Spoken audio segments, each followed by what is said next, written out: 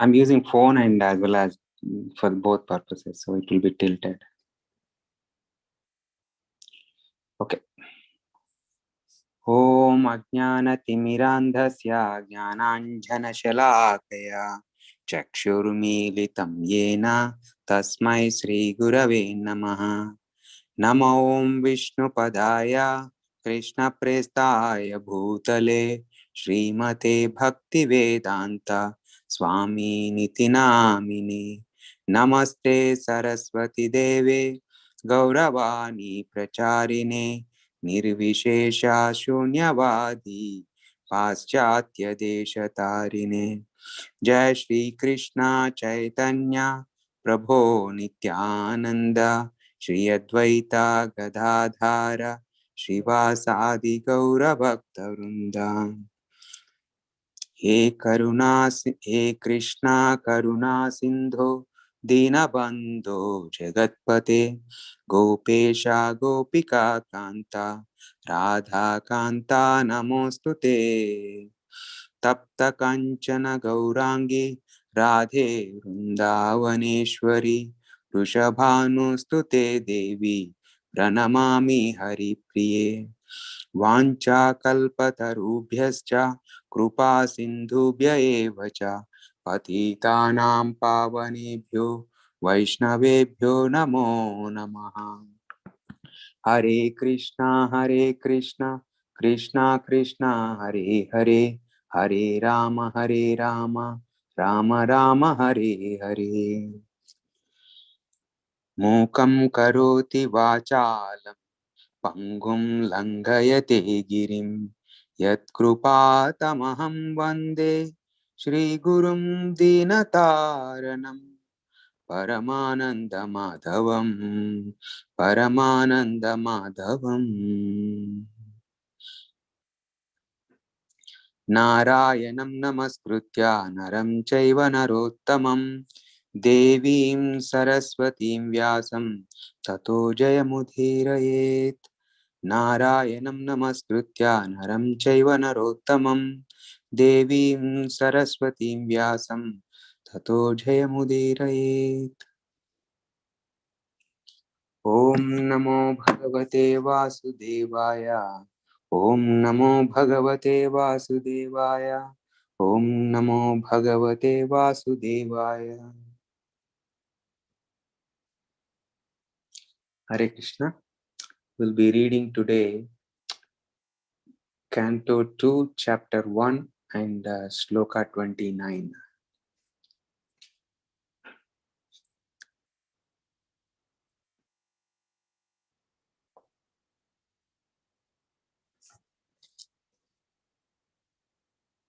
Indradayo bhava ahur usraha karanau dishaha srotram amyusya shabdaha nasatya dasrau paramasya nase grahano sya grandho mukam agnir idha. Indradayo bhava ahur usraha karanau dishaha srotram amyusya shabdaha nasatya dasrau paramasya nase grahanosya grandho mukam agnir idaha. Anybody like to read the shloka?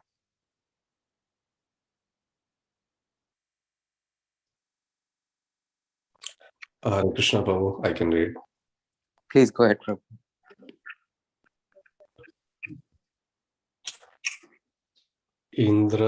Indradayo Bahava Ahur Usra Karnav Disha Srotram Amusya Sabdah Nasatya Dasrau Paramasya Nase Grahano Shagandho Mukham Agnir Idha. Thank you, Prabhu. Hare Krishna. Thank you, Prabhu. Anyone else? Hare Krishna, Prabhu, I attempt. Please.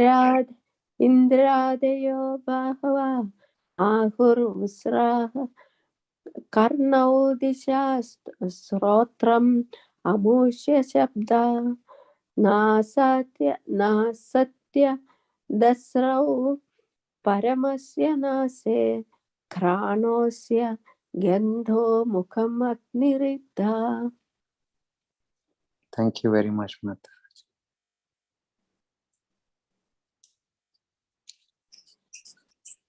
Okay. Indradayo bahava ahurusha karnau disha srotram amushya sabdha nasatya dashrau paramasya nashe grahano asya gandho mukham agniridha. Thank you, Prabhu. Okay. Unless anyone wants, we can go further.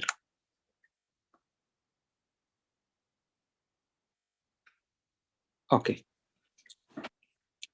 Word to word meaning. Indra Adayaha, demigods headed by the heavenly king Indra. Bhavaha, Bhavaha, arms. Ahu are called Usraha, the demigods. Karanau, the ears. Disaha, the four directions. Shrotram, the sense of hearing. Amusya, of the Lord. Shabdaha, sound. Nasatya Dasrau, the demigods known as Ashwini Kumaras. Paramasya, of the Supreme. Nase, nostrils. Garanaha, the sense of smell. Asya, of him. Grandaha, fragrance. Mukham, the mouth. Agnihi, fire. Idaha, blazing. Translation by His Divine Grace Srila Prabhupada. Translation. His arms are the demigods headed by Indra. The 10 directional sides are his ears. And physical sound is his sense of hearing. His nostrils are the 2 Ashwini Kumaras. And material fragrance is his sense of smell. His mouth is the blazing fire. Purport by His Divine Grace Srila Prabhupada. The description of the gigantic form of the personality of Godhead made in the 11th chapter of the Bhagavad Gita is further explained in the Srimad Bhagavatam. The description in the Bhagavad Gita runs as follows. O Vishnu, I see you devouring all people in your blazing mouth and covering all the universe by your immeasurable rays, scorching the words, you are manifest. In that way, Srimad Bhagavatam is the postgraduate study for the students of Bhagavad Gita. Both of them are the signs of Krishna and absolute truth, and so they are interdependent.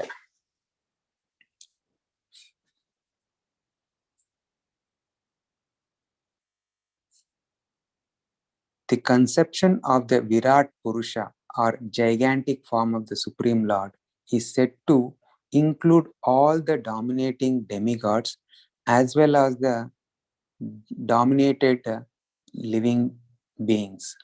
Even the minutest part of a living being is controlled by the empowered agency of the Lord. Since the demigods are included in the gigantic form of the Lord, worship of the Lord, whether in his gigantic material conception or in his eternal transcendental form as Lord Krishna, Sri Krishna, also appeases the demigods and all the other parts and parcels, as much as watering the root of a tree dis- distributes energy to all the trees and other parts. Consequently, for a materialist, also worship of the universal gigantic form of the Lord leads one to the right path. One need not risk being misled by approaching many demigods for fulfillment of different desires. The real entity in this Lord, the real entity is the Lord Himself, and all others are imaginary, for everything is included in Him only. So, Hare Krishna. So, when I first looked at the translation, I was a bit felt what to speak. But when I went through the purport, as you know, how Srila Prabhupada really expands the subject and gives the how it should be treated.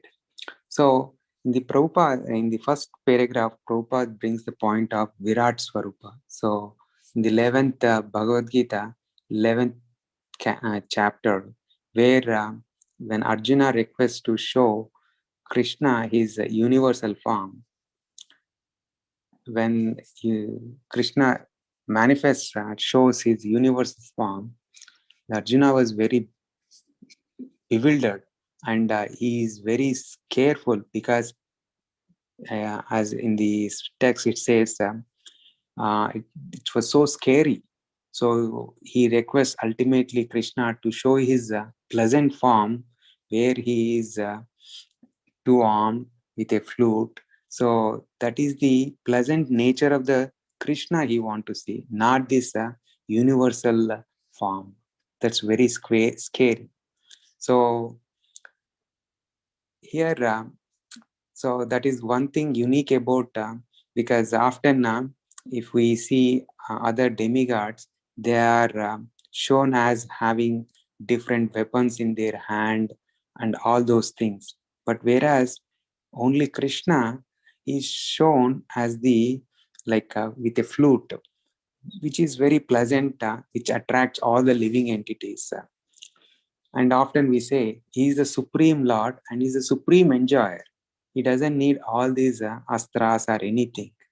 That is the how when we are preaching classes also we say, right, when he is the supreme as a company head, he doesn't need all those things. He just simply walks in, he directs the people who are working from. So that is the, and what to speak of the Supreme Lord, who is the creator, who is the maintainer of the entire creation. So that is the nature of the Supreme Lord.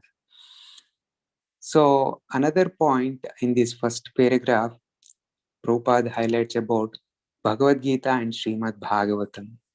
It is said that Bhagavad Gita is like a law book, and whereas Srimad Bhagavatam is like a journal. That is a comparison to understand. In our society, the courts have the, when any case goes to the judge, he refers to the law book. Okay, in this so and so section, and say, according to this rule, this is what it is. But at the same time, he also gives some references in the past, anytime these kind of things are happened. So in such case, which court, what kind of judgments have been given. So Bhagavad Gita is a, as we know, is a manual for our life, how this life should be conducted. But whereas Srimad Bhagavatam gives the detailed descriptions or the pastimes of the Supreme Lord Himself. So Srimad Bhagavatam is like a postgraduate study. So And Srila Vyasadeva has written has written the Vedic scriptures. There, the one way it is said that Vedic scriptures are a huge, gigantic forest like thing. So within this lifetime, if one endeavors to read entire all the scriptures, all these writings of the Srimad Srila Vyasadeva, this life is not enough. Probably any number of lives is not enough, and that is the vastness of the scriptures.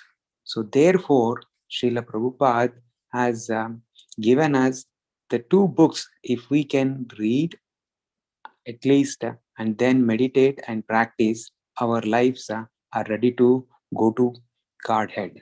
So those two books are Bhagavad Gita and Srimad Bhagavatam. So, and we are glad that we are reading Srimad Bhagavatam every day. So when I talk about in this verse, the Lord says, it is said that the demigods are headed by Indra. So in the Bhagavad Gita, 15th chapter, the 7th sloka, which puts in summary like Mamai Vamsho Jiva Loke Jiva Bhuta Sanatana Manasheshtani Indriyani Prakristani Karshati. So here the Lord says all the jivas are part and parcel of Him. The living entities in this condition of the world are my eternal fragmental parts. So we are all a part and parcel of the Lord Himself. What even demigods. So the ultimate source of all the jivas, including demigods, is the Supreme Lord Himself. Then the question comes, in spite of being we are, the Supreme Lord is being the source for us and we are part and parcel of Him, why we are so much conditioned? So in the same verse it says, due to conditioned life, they are struggling very hard with the six senses which include the mind. So it is said that though we have the same characteristics of the Supreme Lord, the analogy is given like the ocean. If you take the ocean and even a drop from that ocean, both have the same characteristics. So like jivas also have the similar characteristics, but the quality wise they are same, but the quantity wise the ocean and the drop cannot be compared. It's out of comparison. So similarly the Supreme Lord is that personality who is immense. So here another point Srila Prabhupada makes very clear, the aspect of the demigods. Now, especially people who are from Indian society, in our society, the concept of who is Supreme Lord, what is the benefit of worshipping Him, that clarity is not there. So there is a lot of demigod worship. So, and then even when I come to first time when I heard about these things, it was a little bit bewildering or confusing.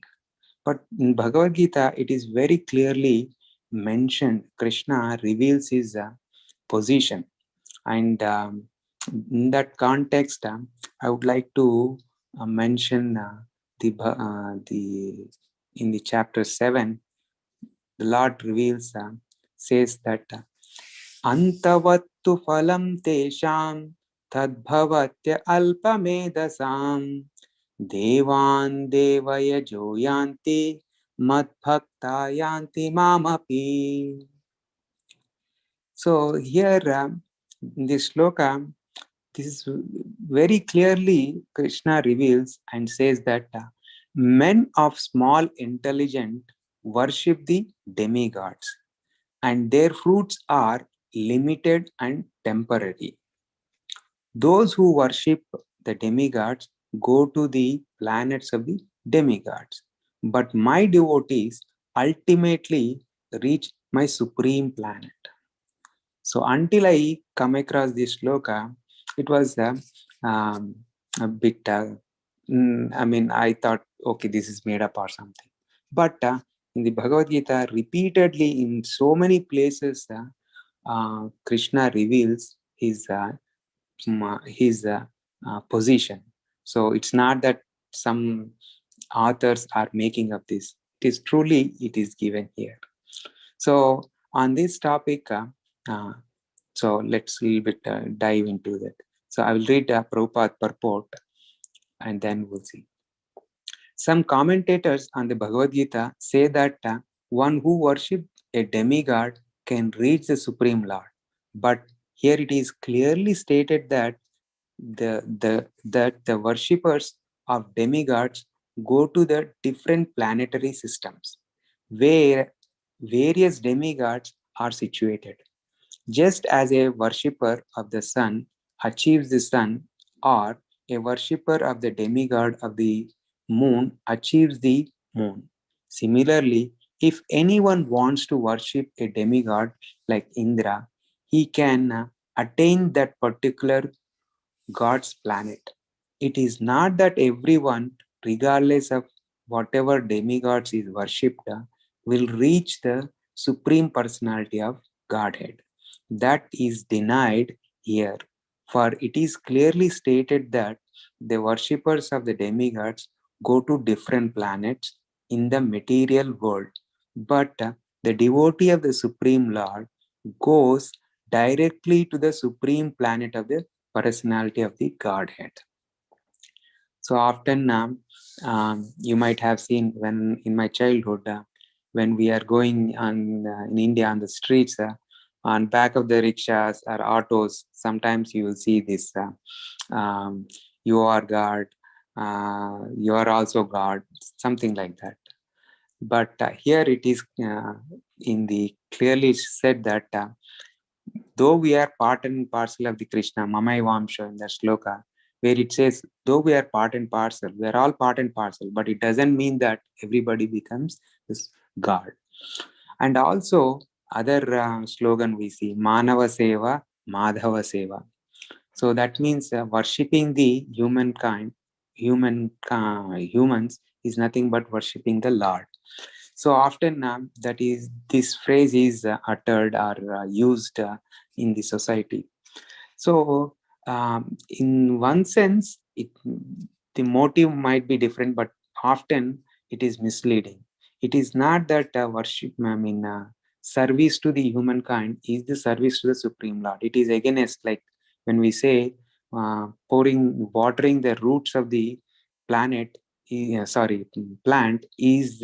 watering the entire plant. So that root is nothing but the Supreme Lord.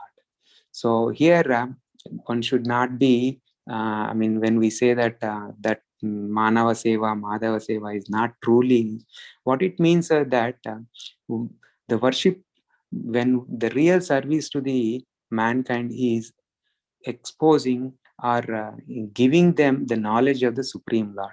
That is what exactly Srila Prabhupada did with his mission.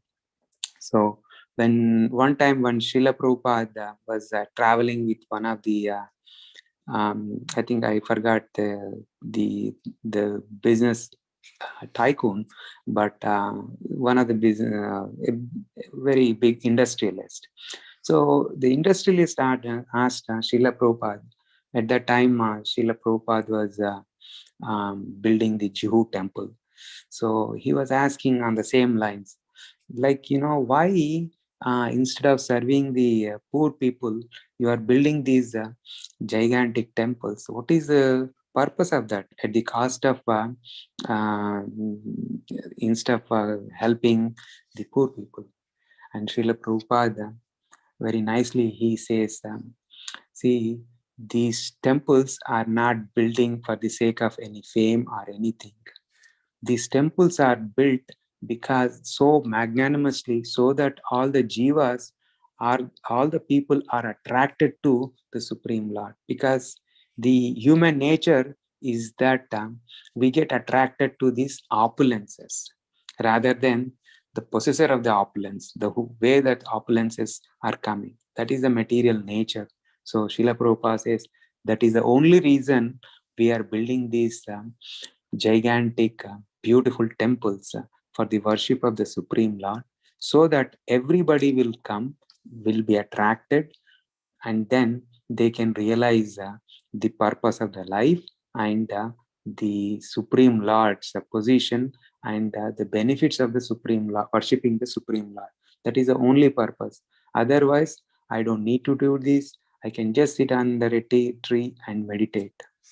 So, Srila Prabhupada is a very practical person, and he knows how the conditioned are the jivas, and therefore, out of his compassion, he was building these temples. And another thing, on the service point of also, Srila Prabhupada has mandated, or asked his disciples, so distribute the prasadam, and he said nobody should go hunger up to the certain 10 kilometers of the radius of the temple. So that is the reason so many most of the so many ISKCON temples, they do serve the prasadam. So see, there are so many organizations, they also distribute the food material, but whereas the temples, ISKCON temples, they serve the prasadam. The difference being, all after offering these food to the Supreme Lord, then they are giving it to the people. So the immense benefit by taking that prasada, all these jivas are also so much benefited. So here, another paragraph. Here the point may be raised that if the demigods are different parts of the body of the Supreme Lord, then the same end should be achieved by worshipping them. However, worshippers of the demigod are less intelligent because they don't know to what part of the body food must be supplied. Some of them are so foolish that they claim that there are many parts and many ways to supply food. This isn't very sanguine. Can anyone supply food to the body through the ears or eyes? They do not know that these demigods are different parts of the universal body of the Supreme Lord. And in their ignorance, they believe that each and every demigod is separate God and competitors of the Supreme Lord. So here Prabhupada very nicely says, if demigods are also part and parcel of the Supreme Lord, and if they are the different parts of the body of the Supreme Lord, then what is wrong in it worshipping? And so Prabhupada is clearly saying, so how the body should be fed. And that context, so the Supreme Lord is being the source, and that is properly meditating and worshipping the Supreme Lord is as good as worshipping everybody. So we have so many demigods, so it is very difficult to please everybody worshipping all of them, because everybody is giving something or the other in our material life. But once one worships the Supreme Lord, everybody is pleased. So further, not only are the demigods parts of the Supreme Lord, but ordinary living entities are also. In the Srimad Bhagavatam, it is stated that the Brahmanas are the head of the Supreme Lord, the Kshatriyas his arms, the Vaishyas are his waist, and the Sudras are his legs, and all serve different functions. Regardless of the situation, if one knows that both the demigods and he himself are part and parcel of the Supreme Lord, his knowledge is perfect. But if he doesn't understand this, he achieves different planets where the demigods reside. This is not the same destination that devotees reaches. So here Prabhupada also explains how the the Brahmana, Kshatriyas, Vaishyas, and Shudras, how they are compared to the different organs of the different body parts of the Supreme Lord. So, in a way, society, Prabhupada says, when society divided in these four parts, because four parts are also important. So it is not a discrimination, because elsewhere in the Bhagavad Gita, Lord says, it is not by the birth one should be one should be considered either Brahmana or Kshatriya or something. It is by their nature or by their character they should be classified. So often in the Indian society, this myth is there that but by the birth the people will be considered they are of that particular varna. So, but that is not true. So these misconceptions are in the society, and then they get a little bit how the Vedic scriptures are dividing this society, and why the some varnas are suppressed. It's not that. So I remember one time at workplace there was we had chatting. I mean, then one of my friend who is comes from the Brahmana family, but he was he was acting against, because vegetarian food is what considered Brahmanas will take. But unfortunately, we see so many people, even though they belong to Brahmana's family, but yet they go against these rules. So clearly it indicates that just because one belongs to that particular family, it doesn't mean that they should be considered Brahmanas. It is by the character. Even though a person who born in a family of Sudra, but yet he may have so many noble qualities or godly qualities which are very much needed for spiritual progress. So this myth is very much important, particularly in the Indian society. Okay, the last paragraph of this. The results achieved by the demigods' benedictions are perishable, because within this material world, the planets, the demigods and their worshippers are all perishable. Therefore, it is clearly stated in this verse that all results achieved by the worshipping of demigods are perishable, and therefore such worship is performed by the less intelligent living entity. Because the pure devotee engaged in the Krishna consciousness in devotional service of the Supreme Lord achieves the eternal blissful existence that is full of knowledge. His achievements and those of the common worshippers of the demigods are different. The Supreme Lord is unlimited. His favor is unlimited. His mercy is unlimited. Therefore, the mercy of the Supreme Lord upon his pure devotees is unlimited. So, Srila Prabhupada clearly mentions how the demigod worship is different from the worship of the Supreme Lord. Because often one of my grandmother used to say, see, Narayana can only deliver from this birth and death cycle, right? See, the jivas, they are going through these birth and death cycles, one after the other. So this knowledge of the distinction between demigods and the Supreme Lord is very much needed. And that is where, because Narayana or the Lord Krishna can deliver from this birth and death cycle, because otherwise we'll be going through this cycle of birth and death eternally. So to break this cycle, only the Lord Krishna or Lord Vishnu can do that one. So, and another thing in the Bhagavad Gita, we often hear this material life is described as Dukkhalayam Ashashvatam, right? Misery and miseries after the miseries. Look at, so often when we as a preacher, when we go and pray, when we say that, some people may say, you are all pessimistic all the time. You talk about the death and miseries. People often so ignorant that they think that this life is enjoyable. It's all about enjoying.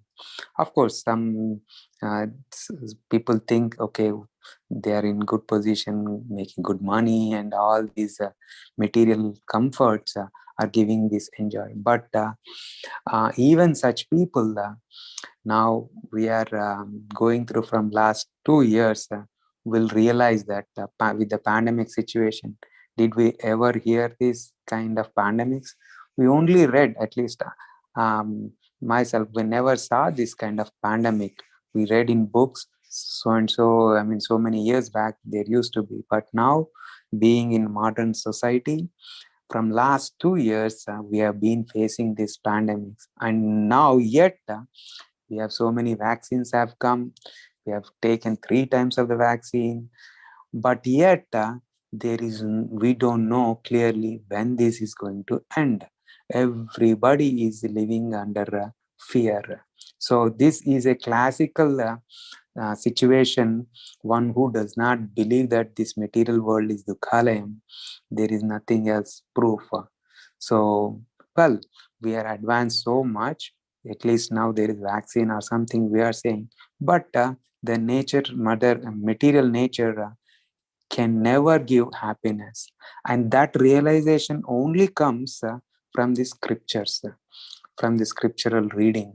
So it is very important that the scriptural reading, and that too, scriptures, when we scriptures also reading the scriptures is important, but at the same time, under the guidance is also very important, because the scriptures are so huge, vast.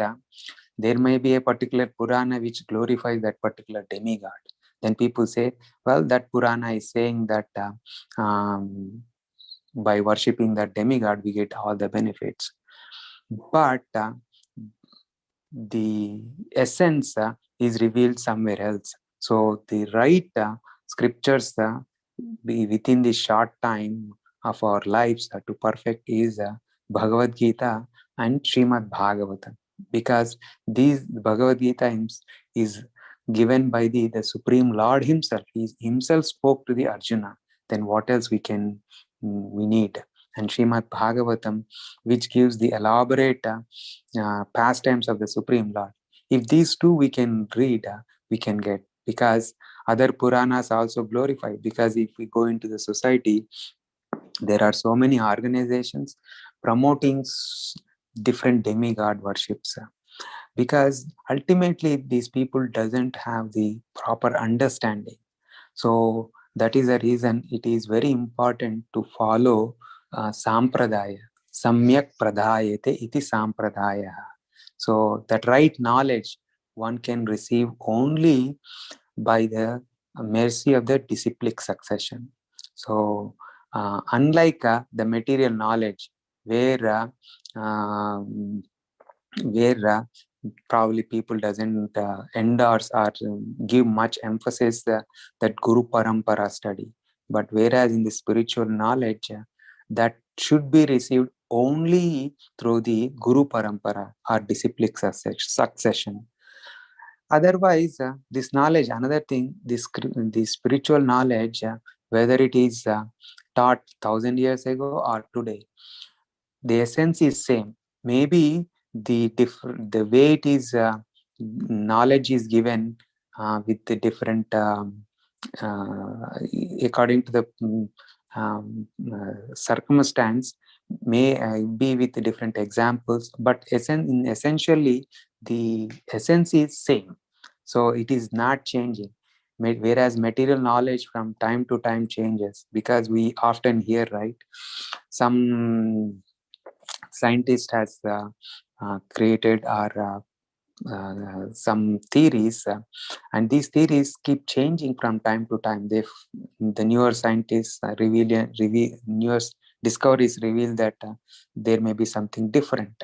But whereas the spiritual understandings eternally same, whatever, in fact, before the Srila Vyasadev has he put it all of them in the written form, this knowledge used to be in the form of a sound, and that Shabda Praman, it used to be in the sound, because in those days, that is the abilities of those human beings or the jivas, that once they hear, they can remember.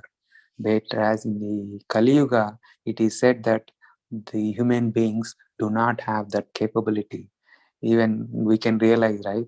After smartphones, even to remember our family members' phone numbers is difficult, because we are so used to depend on these external gadgets. As a result, we forget, we tend to forget those. But whereas in those days, that was a capability. So therefore, it is very important scriptural reading. Now, in this shloka, the three things I would like to summarize, that the takeaways from this today's reading.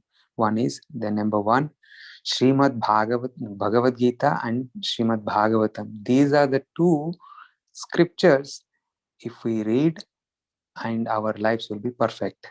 And then the second thing is all the jivas, include demigods and the jivas, are all part and parcel of the Supreme Lord. And the third thing is worshipping of the Supreme Lord will take us to his eternal abode, whereas worshipping of the demigods will once again put us in the same birth and death cycle. So that is these are the three important takeaways, I would say. So, and finally, I would like to mention one thing. This is a very sensitive topic. As a preachers, we should be very careful. That is the demigod worship. This is I have recently I went to one of my relatives' house in Texas. There I encountered um, um, uh, a person, and he knows ISKCON. He has been into the movement. He knows. So during the conversation, he kind of said that you people always say only the Krishna is the Supreme Lord, and you discourage. I mean, you kind of disrespect the demigods. That kind of a comment he made. Of course, he pretty much. So that is one point he said. I'm very much dislike you people, because he has exposure to other Hindu organizations. So that was in a group he was saying. So this is we need to be very careful when we go when we go for preaching, at least who are newcomers, especially with the Indian background. We don't need to be so heavy on the demigod worship and other things. See, our goal as a preachers is not to win the philosophical battle. Our goal is to bring everybody to the Supreme Lord, to the worship of to the realization of Krishna as Supreme Lord. So for that, we need to be very subtle, and as we encourage them to, we attract them, and attract them to come to the temple, and regularly, as a gradual over a period of time, they will understand all this. So as a preacher, this is one thing, at least in my experience, we should be very careful. And also that person was also saying that because you devotee disrespect, you don't offer your obeisances to the demigods. So that is very, because that person was observing for a long time, and then he was Then I mentioned that not everybody like that. So here it is another thing we should be very demigods. See, worship is different from offering obeisances. We should, there is nothing wrong in offering obeisances. We can offer obeisances and request to give it enlightenment to perfect our attraction towards the Supreme Lord. So, demigods are also empowered souls of the Supreme Lord. So, there is no place for disrespecting for the demigods. That is the one thing we have to be very clear, and we should be very careful. So, we don't disrespect demigods. We only understand what is their position, and then worshipping is different from this one. So it's very important. The reason I thought of mentioning this, because a couple of times I encountered this, and recently this is what happened. So I just thought to bring it your attention. Not that you don't know, but you might be know, because Srila Prabhupada established this ISKCON organization. It's more than anything else, two things at least, it's my understanding. It's a preaching organization. Not only we perfect our understanding, we do sadhana, we practice, and then another component is preaching. These are the two things: perfect our lives and preach to the others about the glories of the Supreme Lord, and bring all the jivas to the Supreme Lord. So those are the two things. So when you are preacher, so we need to be very careful, especially when we are encountering with new devotees. That is thing. I think those are the few things I just thought to mention. Anybody would like to have any more discussions or anything?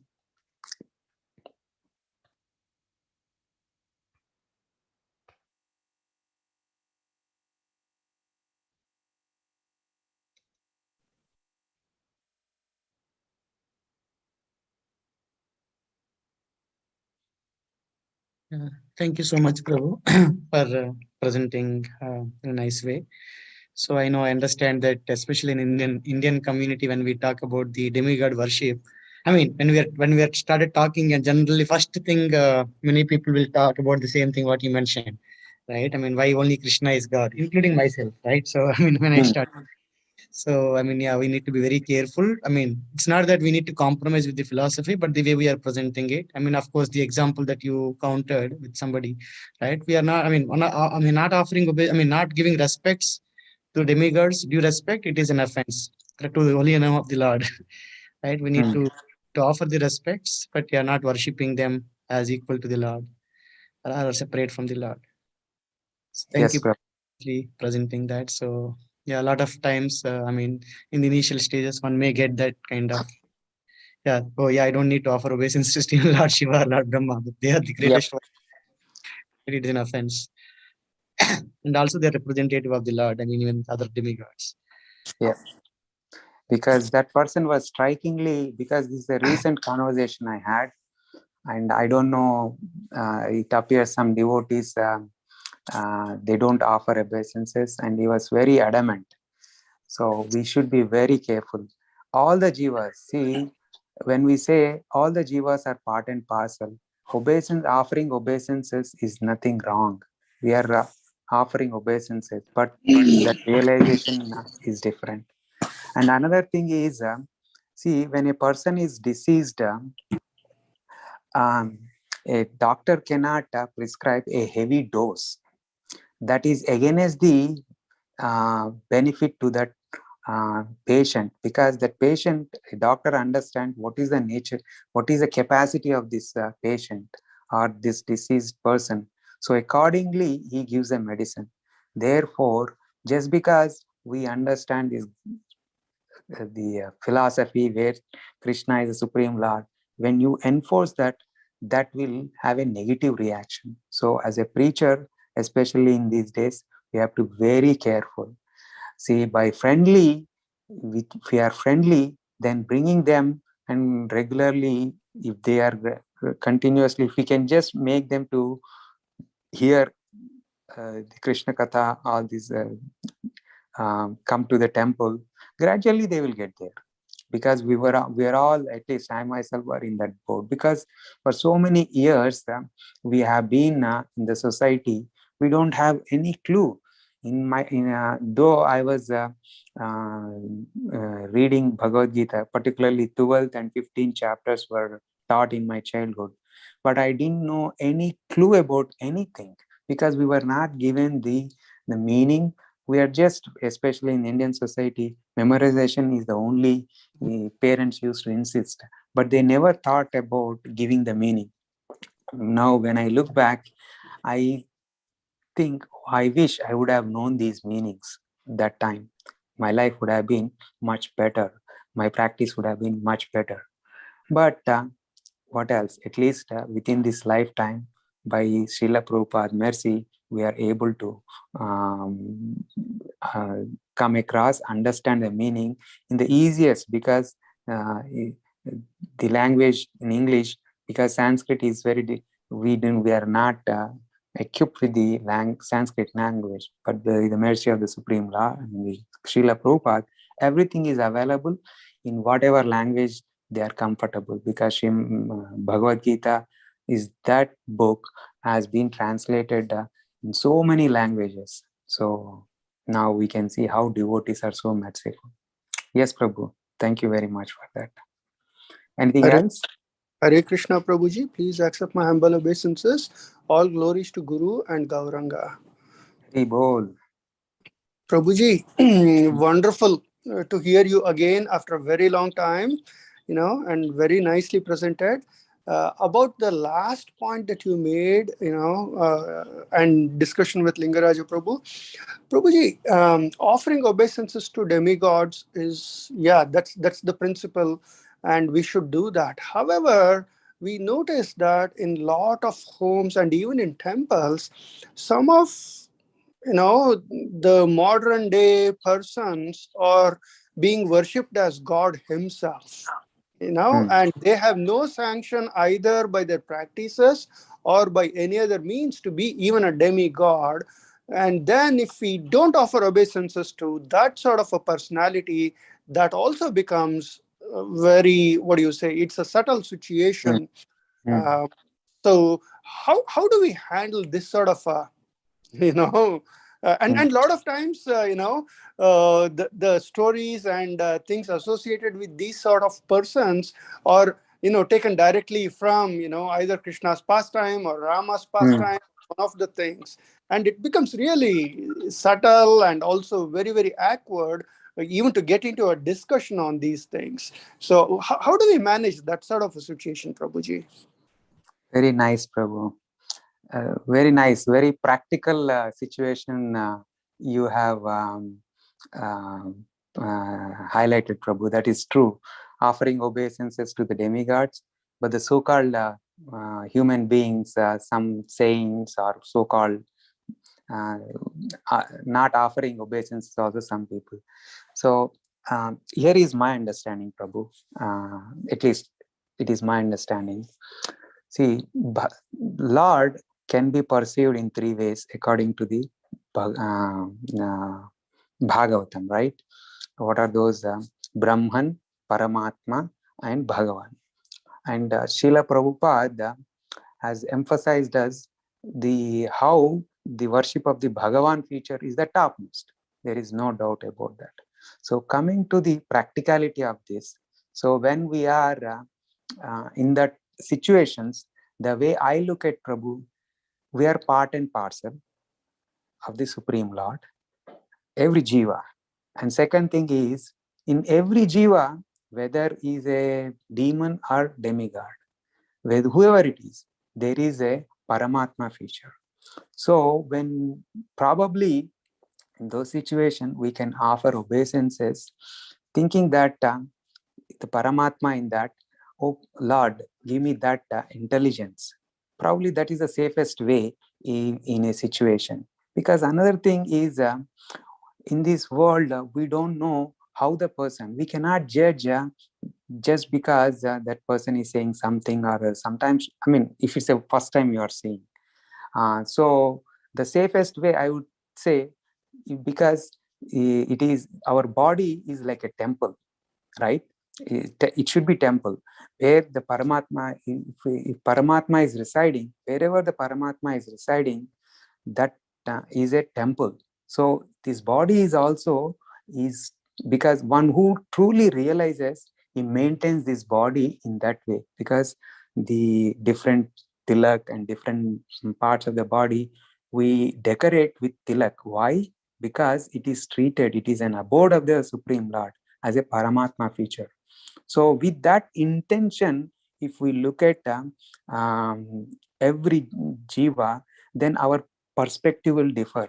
Because in the Bhagavad Gita it says, right, Panditaha Samadarshinaha. So he sees everybody in the same. Why? Because Paramatma is residing in everybody. Of course, then the question comes, that means that he honors everybody? No, by their actions, he may externally disagree with their actions, but from the actual position, everybody is part and parcel. In every jiva, there is a Paramatma.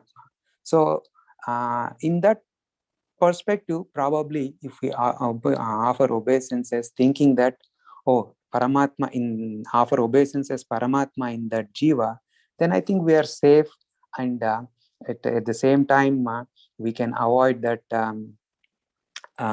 whatever that circumstance when people don't offend. So I think in that perspective, probably I think that is one of the safest way, I think, Prabhu. What are your comments? I mean, that's what I think. So I think that's the safest way. If anybody has any other thing, we can hear about that. Yeah, Prabhuji, I think what you're saying is what I try to do, and keep it down, because our idea is not to create conflict. Right. However, if there are any other pointers, it would be so nice, and even when I come to that sort of situation, what I do is I do go down and I say, whoever this great personality is, please help me strengthen my bhakti and practice towards Lord Krishna. That's my prayer. Acknowledge the person, but pray to the Lord. So nobody gets offended, including the personality. So but any other pointers will be so nice, how to handle something like that. Right. See, another thing also we should remember. See, our motive is preaching. That is the one thing. We are all soldiers of the Srila Prabhupada under his direction. So if it pleases others to come closer to the Supreme Lord, so there is you're internally what matters. Externally, sometimes these actions, if offends others, of course, sometimes, I mean, if you know for sure that is not right, you can avoid. But just because for the sake of this offending, and it creates a friction for you with that, with these people, with that individual. So that's the smoothest way. Yeah. So yeah, any other pointers as we can hear more?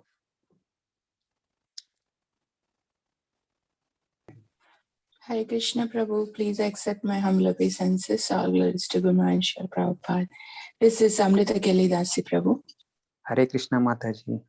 I don't have further thoughts on that, but just want to express my appreciation and gratitude. Very thoughtful and very essential points you have brought up, Prabhu, how we have to apply these principles in our lives and how we have to exhibit when we are, reaching out to others in a very matured and balanced way. I felt it was really, really useful. One thing which was really touching my heart was this about this Manava Seva, Madhava Seva. That thing we keep hearing growing up in India, particularly Andhra Pradesh. when we are reaching out, many people have that concern, like, okay, you are always about worshiping and you don't really care about the, physical necessities.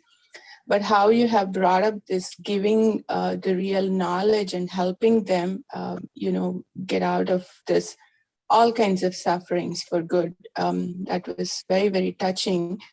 But while doing that, the other discussion I'm connecting, taking care of the practical and their immediate necessities in that matured and balanced way, what helps in our relationship to that person and their relationship with Krishna.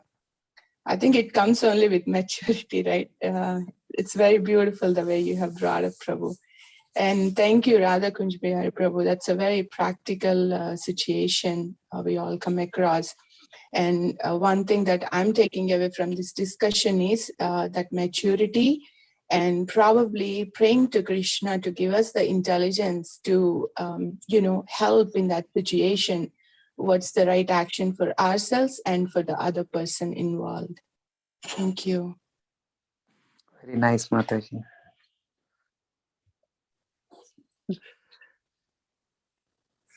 Anyone else? I think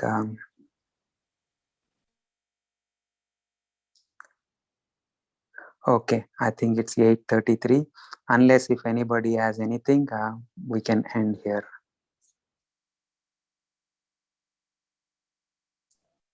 Okay, Prabhu. Thank you so much. Hare Krishna. Hare Krishna. I'll end the call. Hare